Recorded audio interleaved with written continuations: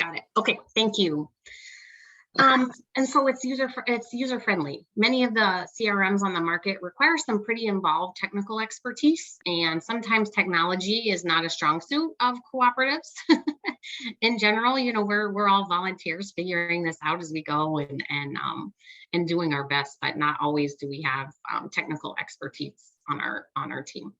And compared to co-ops or systems on the market, it's affordable. It's much less expensive than versions of CRMs that might work but don't do everything we need them to do.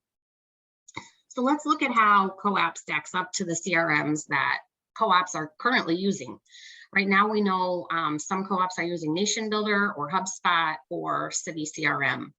And this graphic really kind of depicts exactly why CoApp is different. It's the only system of these systems on the market that's built on cooperative values. So Jess and I have built CoApp with cooperative principles in mind. No other system does that. And we will set it up and customize it for you. If you use HubSpot or Nation Builder or City CRM, that's on you. And you've got to have technical expertise on your team to be able to do that. None of those systems will track ownership. You can finagle it, to do what you need it to do, but it does not track owner shares. And none of them track share investments. If you have preferred shares or loans, they don't track interest rates, terms of loans. It doesn't really track any of the detail associated with capital campaigns, which is really important, and we have to track it. So if you're using one of those other systems, you've got to use something else. Likely another spreadsheet or another form of some kind, and those don't talk to each other. And CoApp is very easy to use. It's pretty simple. The folks who are using it have good things to say about it. And we've talked about the idea that not the idea, but the actuality that it is affordable compared to the other systems on the market. The other differentiation between CoApp and the other systems on the market is that we have the ability to analyze data. So CoApp will be the only repository, the only national repository for this kind of data for cooperatives. So we'll be able to pull trends and see insights on what's happening across the country with capital campaigns. How long is it taking co-ops to raise this money? What techniques are working? What offerings are they including? And we can, for the first time ever, have some insights across the country, based on data. Right now, all of our insights, we have lots of cooperators sharing information, which is wonderful, co-ops helping co-ops, but it's anecdotal. We're not comparing apples to apples. And we will have the opportunity when co-ops are using CoApp to use that data to help co-ops move forward. It will actually be Principle 6 in action, co-ops helping co-ops. We have done before today, we had shown a demo of CoApp to 20 co-ops across the country. And now with you all joining us here, that number will have jumped up exponentially. And that's out of the 86 co-ops in the country that are organizing. So a good deal of co-ops are interested, many of them, at least a fourth, now closer probably to a third or half of co-ops have seen it. We have 3 clients using CoApp right now. Rooted Carrot Co-op in Cedar Falls, Iowa, Prairie Food Co-op in the Chicagoland area, and Food Shed Co-op, who just raised a record-setting $1.7 million in one push, which is almost unheard of. They used CoApp, and these co-ops have really great things to say about CoApp, which this screen just makes me smile, makes my heart happy. They tell us it's a godsend and it's beautiful, and that volunteers who are using it aren't as successful as those who are. I love that one. And it's like butter. It's so smooth. That one's a good one. I like that one too. But Jess and I have extensive experience in the cooperative world and then in the technology sector. I've been working with co-ops since 2017, and together have helped raise over $9 million for co-ops, and CoApp itself has helped co-ops raise $4.2 million even in just the last 12 months, which is pretty remarkable. Jess, do you want to share a little bit about your background? Yeah, sure. So I have been a member of Prairie Food Co-op for since 2015, so that's 7 years. And I was the capital campaign coordinator for about a year where I did all the preparations. That's how I got to know Katie so well, because we hired her and we worked together. And it was through those conversations where I was like, why isn't there a better tool? I think we can build it. And I felt pretty strongly that I could do that because I do have a background as a programmer and developer building CRM solutions for a financial company. And then I went on to evaluate all kinds of systems as a human, as a user researcher. So so that's kind of some of the technical background that I bring to CoApp, and I really just like technology and making it work for people. So that's kind of the culmination of where CoApp comes in. Yeah, so Jess is going to take us through CoApp and show us how awesome it is, show us its the bells and whistles, and then we'll have a chance for you guys to ask any questions that you have. Let me just arrange my screen here. Okay, so this is the main page of CoApp, and what most of your callers will be spending the bulk of their time on. If you look at the bottom, you can see in to do is what's highlighted, and you can navigate throughout the application on this bottom bar. There's a lot of choices on the bottom bar right now because I have access to everything, but this will be limited by role. So I'll go through and kind of explain what some roles will have the privilege of seeing versus others. But the main, for callers, mainly they'll have a list of things they know they need to do, and it's separated by the thing that they need to do. So if they want to just bang out a bunch of calls, they can go through their call list. It's sorted by date, and you can see everything that's due today or earlier is highlighted red. So I know in my call team for Prairie Food Co-op, people just wanted to get rid of all their red. So they'd come to their to-do list and they get all the red tasks done, and then they feel good about moving on and coming back in the next day, or their next time for that. You know, some people would volunteer 2 or 3 times a week. Over to the right is our pipeline of the process that we're trying to get people to go through as part of the campaign. So they go from not being contacted at all the way to either declining or having made a pledge and then going through that closing procedure for their pledge. So I can see that of the contacts that are assigned to me, I have quite a few people that I still have to contact yet.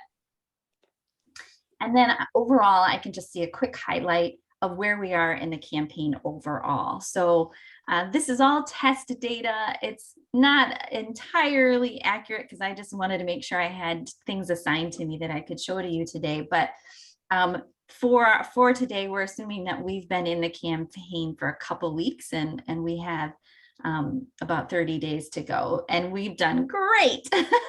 This is my wish for all co-ops, that in 2 weeks time, you're nearly halfway to your goal.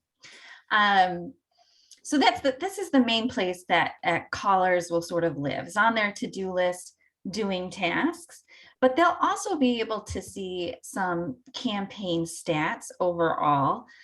This is how everybody in the campaign is doing and the activity that we're seeing across all the volunteers. So that pipeline that I could see on my own to-do list, now I can see for all volunteers where kind of people are moving through. And that way, if I'm like rocking and rolling and a rock star, I know I can maybe raise my hand if I see a lot of people that are stuck and not contacted yet or don't have a response yet. And then I can also see, you know, how is the activity changing over time? It looks like we had something going on one week where there really just weren't any activities. We started off slow, but then we've with the exception of that 1 week, we've kind of maintained. We must have had a really great kickoff because our pledges came in really big, strong the first week, and they've kind of lowered as we've gone on the next couple of weeks. So that's kind of what every volunteer can get as a snapshot. If I want to go see a little bit more detail about my own stats, I can do that. And then that kind of shows me again, my pipeline, it's on my to-do page, it gets repeated here, but I can see the pledges and my progress for pledges going, and then my activity over time. And I can go back to that main stats page. Also, as a volunteer, I will have access to see all the contacts that are in the database. And that means, you know, maybe they're not assigned to me, but I know so-and-so. And so I can look them up and see how that outreach to my friend is going. And if I can do an assist, or if a contact could be swapped with me, then that kind of thing can happen. I'll mention there too, Jess, that we can customize that list to the co-op. Some co-ops choose to have the limited information available, so you can see the name of the owner and you can see who's assigned to them, but not necessarily a pledge amount. So you can see maybe if they pledged or contributed to the capital campaign, or if that dollar amount shows. And the co-op has flexibility on how we structure that. Yes, good point. So when I'm coming to my to-do list, I can pick any task that I want to do, but I'm going to start with Cody, just because he's kind of my vanilla person. Now I see all of Cody's information in this first panel of what we call the contact dashboard. So anytime you click on somebody's name, generally speaking, it should take you to this view of this dashboard where we can see everything we know about Cody. So we know he's been an owner since April 3rd of 21, and that's his owner number. If there was a note about Cody, like maybe a reason he joined, that maybe that he gave, or if we saw him at an event and learned some information, something that we want to have at top of mind, that would show in a note at the top. His owner information right now is red because he's in Florida. And I think that our demo is set up for anybody who's not in Iowa is going to be flagged red. But I have, because this is test data, I have addresses from all over the place here. But so, you know, in some states, you can't across state lines if you're going to offer preferred shares. I think that's probably defines most of them. So that's why we highlight if somebody's address is out of the current state that you're in. We can see that they've not been contacted yet. And we have their email, their phone number. If we knew their employment and their job title, that would be here as well. If they had authorized users on their ownership account, we would list those. We can also match based on address. If there's anybody else in the database that matches that address exactly, they would show up as a household member. Later, once they make a pledge, that would show here as well. We can see that they're on our mailing list and we can promote that they're a member. And this is more information about the current campaign that they're in. Kind of gets repeated at the bottom. When we move right to the panel, that shows all the activities that have happened with Cody so far. The only thing that's been completed is that I was assigned the contact, and now we have to call them. So when I click on an open task, it shows this form where I can fill out the details of what I did in that task. And you'll notice when I click on completed tasks, that's not editable. It's just read only. Those are there for historical reasons. So when I decide to call Cody, I ring him up. What I did as a volunteer is I would have CoApp open on my computer like it is now, and also open on my phone. And then when I would call Cody, all I would have to do is search him up on my to-do list, click on him, and then click the phone number icon. And then that would initiate a call using my phone. And I did that a lot with calls and texts. So it just made it really easy to reach out to everybody on my list. So I didn't get a hold of Cody. Like 80% of the time, you're not going to get a hold of anybody, but you want to leave a note of about what you left or the promotion that you're saying at the time. So, you know, you could just say week 1 message if you guys all are using the same messages, and it defaults. I'm doing this task ahead of time. I needed to do it in a couple weeks, but I'm a stellar volunteer, so I can just change the date to today, and it is me doing it. It's assigned to me, so I can just now click that I've completed this task. And then what happens, I think I didn't click it, yep, is it asks me, it says there's a next recommended activity to call in a week.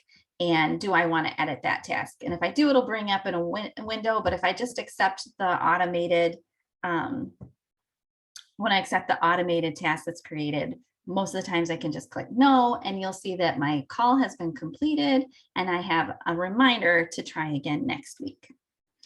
And we go through a process in CoApp where we have you call them 3 times. And if you don't have a conversation with them after that 3rd call, then you're asked to follow up with a final email that says, I've tried to call you, I can't reach you. You know, whatever your final message is. And then the next task that'll be created is an activity to send a postcard. And right now that flow is a little hard for us to customize, but our dream is that that's going to be easier. We're working on making that automation a little bit more customizable so that we can meld it to the process of the of each cooperative. But right now we feel like this is the best practice. So that's the basics of how a caller would work with CoApp and go through the list. Now, I also have rights as a closer. So the campaign's been going on for a couple weeks, and I'm the closer on a few different pledges. And so I can, as a closer, go to the closing status to see all the work that I have to do. I'll have those tasks in my to-do list as well. They're listed here as things I have to manage, like collecting pledges or finalizing paperwork. But for the most part, I'm going to want to come to this closing status just because it's a little bit more efficient way to access and know like my progress along all of for each of pledge that's going through my pipeline. And here we can see that these are grouped again by like a closing pipeline. It's a little bit more nuanced than our overall campaign pipeline is specific to where they are in the process for having a closing. So if it's something that requires a legal paperwork packet, it'll first end up in this number 1 category of needing to send the legal packet. And you can see what's different about these from the other sections is that I have this little link and it's to open a URL to DocuSign. So if you have the highest level tier of DocuSign that allows you to send a URL with customized parameters, we can build that URL for you in our system and it'll go to DocuSign. It'll open your legal document template and pre-fill whatever information you want in your legal template. So basically then the closer just has to confirm that it all happened like it was expected to and hit send on those legal documents, and then they go out. That is a huge time saver. And so I would recommend the investment. Either we've only integrated with DocuSign, but it's fairly depending on the system. We can always try to integrate with other e-signature systems. A lot of them have the similar features. Jess, can I chime in there too? Yeah. I really strongly recommend that the DocuSign feature that Jess is talking about because it's even at the highest level of their service, it's cheaper than printing all these out, mailing all these packets. I mean, it's so much more efficient and secure. I mean, DocuSign is responsible for maintaining the data. There's very confidential information we're collecting, including social security numbers. And it's worth the investment in DocuSign for the security and not only the cost of the paper, but the environmental impact of the paper. Yes. And I will say Prairie Food Co-op used one account, and I know Food Shed used multiple accounts. So, and we did get into a little trouble with DocuSign. Per their terms of service, you can only send 100 documents per account. And we sent over 300. So they were nice enough to give us a grace period because of COVID and our mission. And I think that was their policy at the time, but I can't promise that. So definitely that's something just to keep in mind for costs. So as a closer, when I see a name on this view, if I want to go to the contact dashboard, I can from this icon that says it's a dashboard. It's like a little contact card. But because this is optimized for the closer, when I click it, it's just going to take me right into the pledge, and I can edit that pledge right from there. I can see, maybe I've gotten Raja's legal name that I have to put in, or maybe there's a recognition name where when we're promoting it, we want to make sure that we're saying the husband and the wife. In this case, it's a loan. So I also have to talk to Raja and say, you're based on the amount, you're eligible for up to 2%, but what interest rate would you like? Because it can be anywhere from 0 to 2. We also have it programmed so that as the amounts go up, more loan interest rates become available in the app to select. And then once that's selected, it calculates the annual interest and the total interest that will be paid. And then there's joint subscriber names and when the paperwork was sent, when it was signed, and finally when it was paid and the amounts and what status that payment is. You might want to track it all the way from when you got it to when you sent it in to be deposited to it clearing your bank account, or bouncing, or just being missing in action. So those are that's the kinds of information that a closer can track. And then you have your managers. Yes, can I say one more thing? Sorry, Yeah. before we move on to the manager. In the closing process, when you're editing that pledge form, when you update those fields, the app kicks off automations to move that pledge through the pipeline. So the next time you look at the list, it will tell you, okay, you received this information, now you need this information, or now you're waiting on the payment, or now it's time to send a thank you note. So it tries to predict what should happen next and automatically move the individual through the process. Thank you, Katie. So you might have one manager or multiple managers. We had multiple at Prairie Food Co-op, but the manager view has some extra functions, some things that they can do to sort of set up the system by assigning callers and closers. So assigning contacts to specific callers and closers, the ability to swap a caller.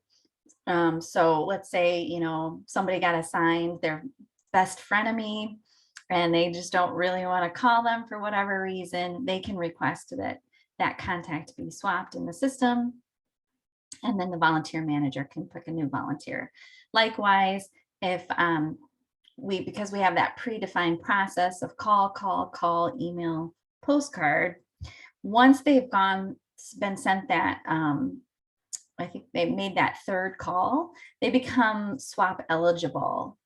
And so the volunteer manager can come in and see how many people are swap eligible. Do I have a rock star volunteer that I can switch them to kind of kick off that call process, so that we can, really keep trying. Maybe we have somebody who's a little bit more effective or has more effective times that they're calling. In this situation, the callers are not allowed to add contacts or edit contacts. That's just a manager feature. So that's one of the tools in here. And we also have the capability to import contacts from a spreadsheet. But I'm going to show you, the rest are basically reports. And I think that's really very powerful. And as a manager of our campaign, I spent a fair amount of time on this manager dashboard. So you should be familiar by now of this campaign pipeline where we're seeing where all the contacts are. I have Amy selected right now, but when I have nobody selected, it shows me all of the contacts that are in CoApp, where they are in this pipeline. And that's super useful to see if people are getting stuck. And then I can click on and see, where's Brenna's contacts, where are Eric's contacts. And not only that, but what's their activity level over time? I've seen a huge reduction in Eric. Is something going on? I also have a list of their contacts, so I can jump and see more details about those contacts if I have questions about how maybe Eric is handling some of them, to see what's kind of, especially if there maybe are a few declines or there's not any activity on something. So you can check that. We're also listing the date of the last activity. And so you can kind of, they will turn red if it's been more than a week since their last activity. So you can kind of jump to people if you need to. So that is the volunteer dashboard. The other thing that is useful is the pledges dashboard. As a manager, you can see where the pledges are in their pledge closing status pipeline. So you can see if things are getting stuck there. You can see the distribution of your pledges across all the different types of pledges you have. So donation, loan, you might have a bunch that are undecided. Shares could be in here if you're using shares. This particular demo is also using something called a promise donation, which is a future donation. And then we can see how pledges are assigned to each closer. And if maybe we have one closer that's doing more work than the rest, and maybe we need to reassign if they're getting stuck on some things. We can also have our contacts can have multiple pledges. So you can see that we have 442 pledges, but that doesn't mean 42 people have pledged. So our number of contributors is actually 393, and some of them have made multiple pledges. Katie, is there anything else you wanted me to go through? No, I don't think so, Jess. I think that's great. I think that's great. That hits all the. Oh yeah, I didn't touch on the marketing role. So there is a marketing role. So if those marketing team wants to come in and see, how are we getting owners over time? This is our owner growth over time and the different kinds of owners and how many we've gotten this year so far. But then there's different lists, like, can we email them? Can we promote their membership? And did our caller identify someone as being good for a campaign promotion or testimonial? So those are things that the marketing team might be interested in seeing in reports. And one thing that we haven't added to the demo yet is like a board report. But if the campaign manager wants to set up a board report, we can customize one that, one page that has all the information they want. There's not an inherent way to print in the app, but you can always go to the browser and print, and then this prints off in one page, and it's pretty nice looking report if you have to provide that, or you can print it to PDF and provide that via email to your board members. And Jess, we have a question in the chat from Ron. He's asking about callers picking who they call and mentioning that they might have recruited them. And absolutely, we'll go through the process of how callers are assigned with each co-op. And so far, each co-op has done it differently. So sometimes it's a blanket assignment where we just use the app to say, okay, this one gets 20, this one gets 50, whatever the numbers are. And then the caller reviews their list. And before they start calling, they say, okay, these are the people I want, I don't want, or I do want. Another way to do it is to have callers review the list and tell you who they want, which is a little more time consuming and a little more cumbersome. from a caller's perspective, but there are ways absolutely to do that. And the app has swap capabilities, as just mentioned, so we can move people around if need be during the campaign.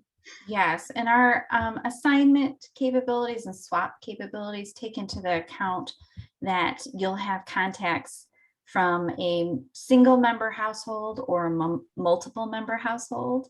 And if it's a single member, that's pretty straightforward. You just swap them. But if it's a multi-member household, then you want to make sure that you're keeping that household together with the same caller. So it just identifies those for you, so that when you're doing the swap, you're doing it more carefully. Yeah, you get the whole household. Yeah. And Ron's also asking about this, how this integrates into the soft campaign. So that's that silent time ahead of the campaign where we're asking folks for contributions before we go public. And we'll have, if you decide to use CoApp, we'll have CoApp available for you when you launch the soft campaign. So you would use it very similarly to how a caller would use it. And we'd log your soft contributions in the campaign as well, and assign those names, those individuals who we want to reach out to during the soft campaign to the folks who we want to do the reaching out. So it can be very similar pre-campaign, during the campaign.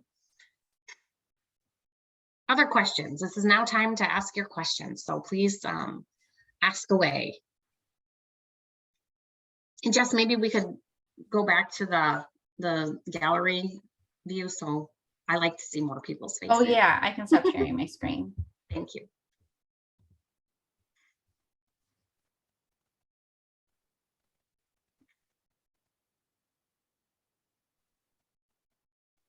I had a question. Yeah. Yeah, I just wanted to ask, what does it mean by a soft campaign? Yeah, so Ron's talking about the time leading up to your public campaign. So during a capital campaign, there's a time when you're you're yelling from the rooftops. You know, we're raising money, we're calling all our owners, we're all out. But before you get to that point, it's recommended that you've already raised 10 to 15% of your goal. So when you get to the time where you can shout from the rooftops, let's say you're raising $1 million, you announce on the first day of the campaign, we've already raised $100,000. So the soft ask is the process of acquiring that first $100,000. And you do that by really soliciting the folks who've been involved from the beginning, your board members, your committee members, past board members, past committee members, people who've told you from the get-go, hey, when this thing's ready to launch, I want it and I want in. Those are the people you're going to go to during the soft campaign. Got it. Thank you. Yeah. Yep. And I will say that is another piece that has to be managed a little bit carefully is, you know, where all the callers, everyone who has access to CoApp is going to know the total that's been pledged, but that might not be the total that you're promoting, because you might have some pledges that come in that you're going to use for like a matching campaign. And so the way we handled it is that we decided just not to put in some of those larger pledges until the conclusion of a matching campaign. But that was a little bobble that we had to work through as a co-op, because, you know, it would get announced that we had this total figure and we're like, wait, no, we're supposed to use 50,000 of that for a match. So that's another thing to manage, to be mindful of as you're working through and promoting your totals and talking about what's coming in, that if you can use some of those larger contributions as match challenges, I highly recommend that. And a question in the chat is about the cost. How much does the program cost, and is it beneficial to a co-op in the recruitment process? The application costs $8,000, and that includes customization of the app to your co-op, and that process takes a few weeks. We do an intake questionnaire with you, and we build a version of the app that we think you're looking for after we've done that intake questionnaire. And then you look at it, test it out a little bit, tell us if it's doing what you want it to do and laid out the way you need it to be. And then we make it available to you after that. So that customization part is really the cost there.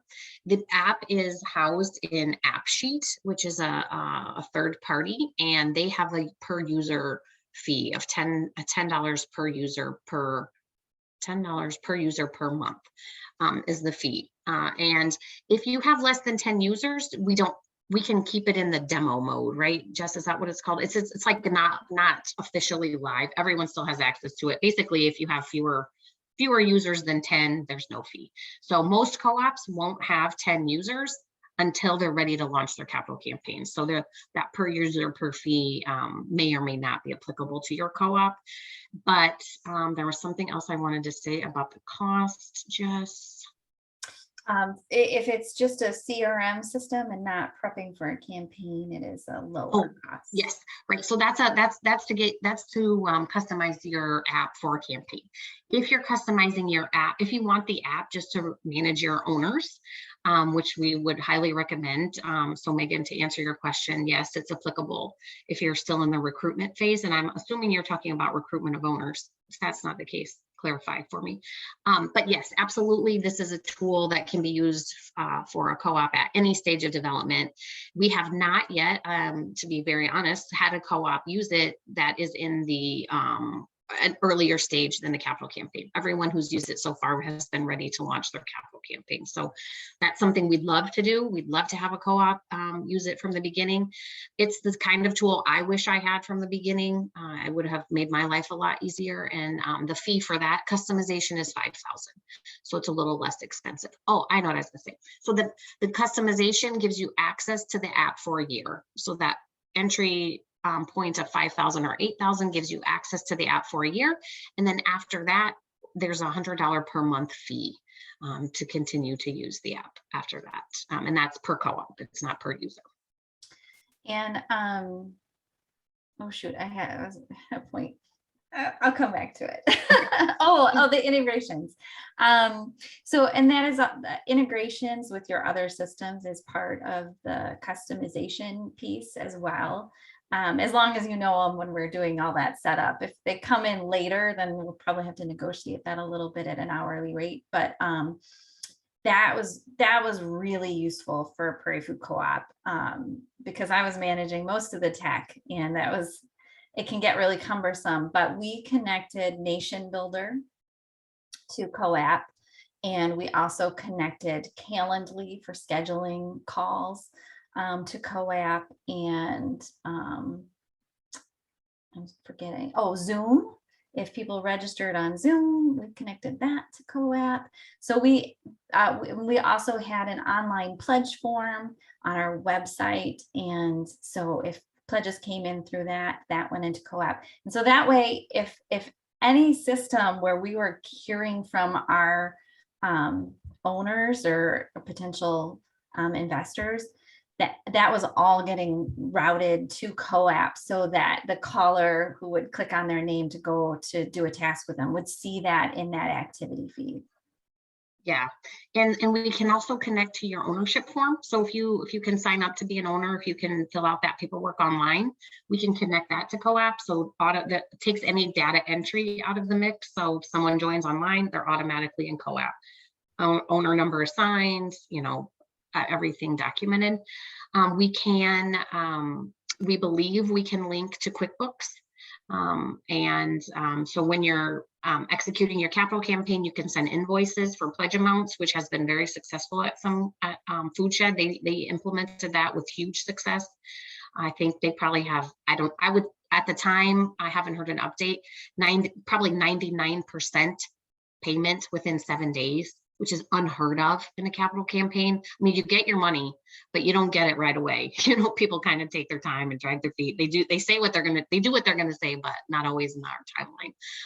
And so that was the real helpful feature. So those connections are a nice feature as well. Yeah, and just for comparison, we at Prairie Food Co-op raised 1.67, and we did not invoice, and we didn't do a lot of follow-up right away for payment, and we still have $300,000 to collect. Yeah. So basically the two co-ops that raised the same amount of money, one used QuickBooks, one didn't. One collected everything, one's still collecting. So it doesn't matter. It does make a difference. All the good things that are coming out of CoApp, all the things we can tell when we accumulate this data together, just so cool.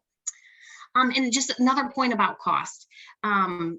If you compare HubSpot's functionality, if you get their app, you pay for their customization to do the things that CoApp will do, that's upwards of $15,000-$18,000 depending on the number of users that you have. So just as a point of reference there. But please share more questions. Tell us what else we can answer for you.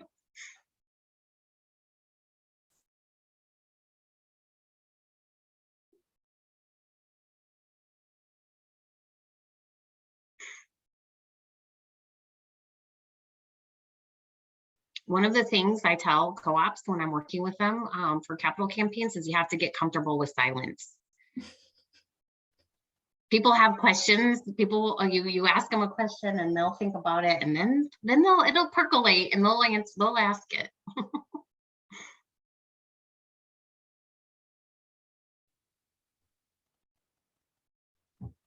We need some Jeopardy music. Do do do do. I will say that this is a dream come true for me. This is something that I have known co-ops needed for a really long time. It's kind of frustrating to me that other industries have access to this kind of support, but we don't. And our industry is just as important as other industries. And so it's really exciting for me. I'm very honored that you took time today to talk to us about it and to learn about CoApp. And it's just really makes me happy. And it's St. Patrick's Day. It's my favorite not favorite day of the year, one of my favorite days of the year. Ron has a question about the availability of the recording. Usually within the day, Ron, I get notification from Zoom that the recording is available. So if possible, I'll get it sent out tomorrow. And if not, it will go out early next week. And I'll send it to everyone who's registered for this session. So there are some folks who joined us who registered but couldn't join us, so they'll get it as well. Francisco, you have a question? Yeah, thanks. I just wanted to ask, because I know that Food Co-op Initiative used to have like data that they would share from co-ops all over. So, with this CRM that's so helpful, will you be having sessions? Well, maybe you will be, comparing data from one co-op to another, because I think that'd be really interesting. Yeah, we hope so. In fact, our plan is to have an insight report available at Up and Coming. So that will be one reason to come check out the CoApp table at the expo. We'll have that report ready by then, which will be the first report where we can share this kind of combined data. And Food Co-op Initiative has been real supportive, and they've been following along and paying attention. And Lois, thank you for joining us. I see that you have to leave. Take care. Absolutely, we want to share that data, and hopefully we'll be able to do to share levels of information. So we'll have some that we'll just post available for free, and then some that's available with levels of subscription to the app. And of course, when you're using the app, you'll have access to all your data, plus insights from other co-ops. So good question.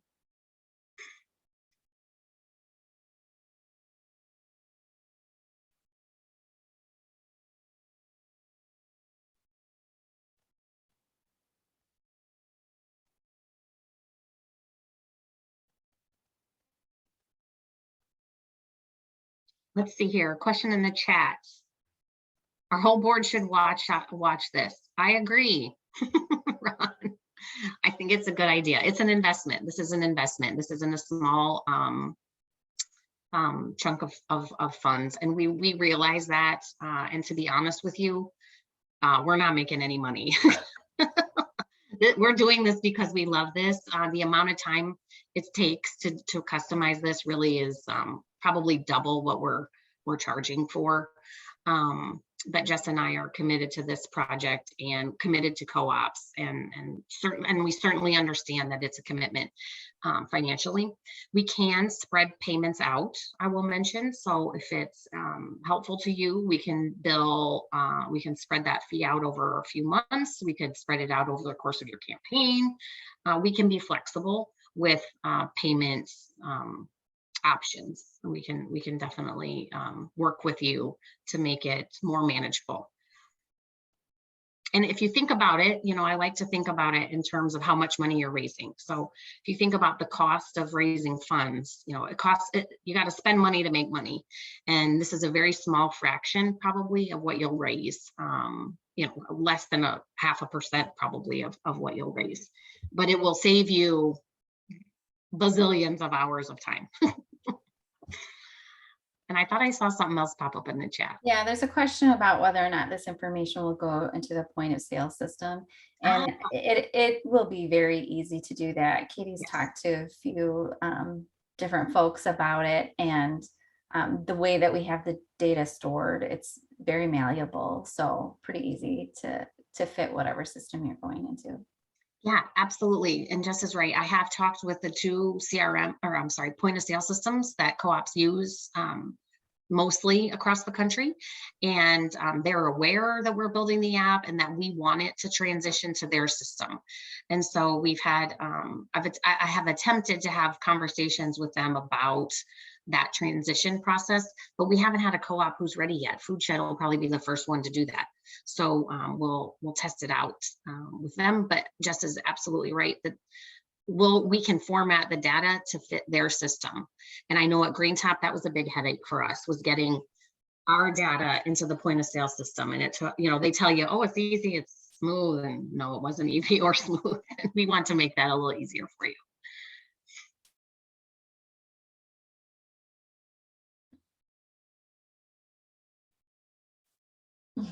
Ron, thank you. That's a sweet comment.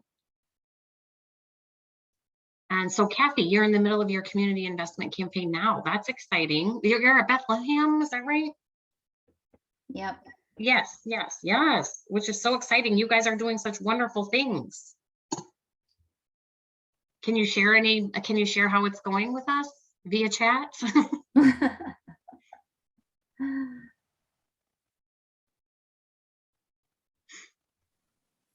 Oh, I can share a little bit. Oh, okay, good.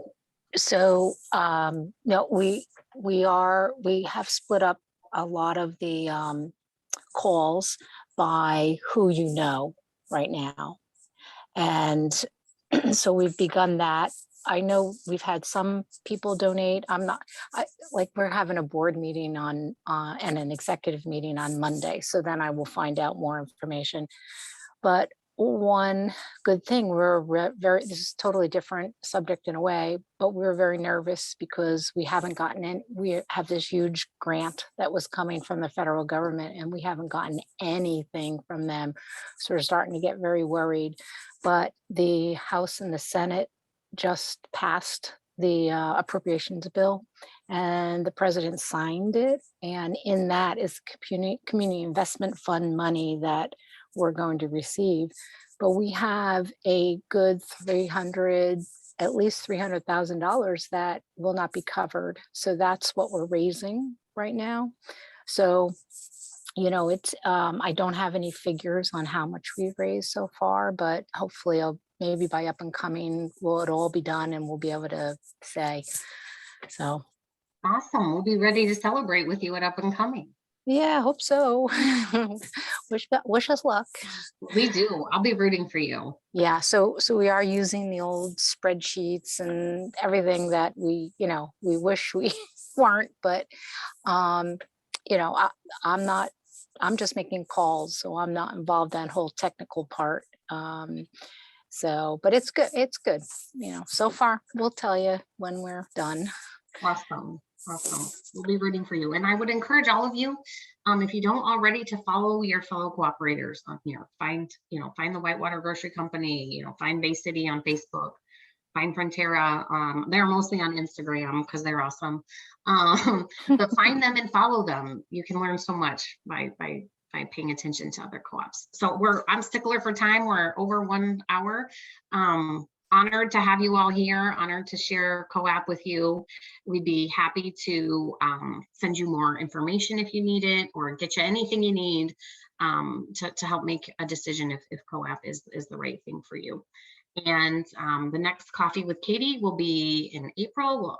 It's usually like the third Thursday of the month is what I've been trying to do.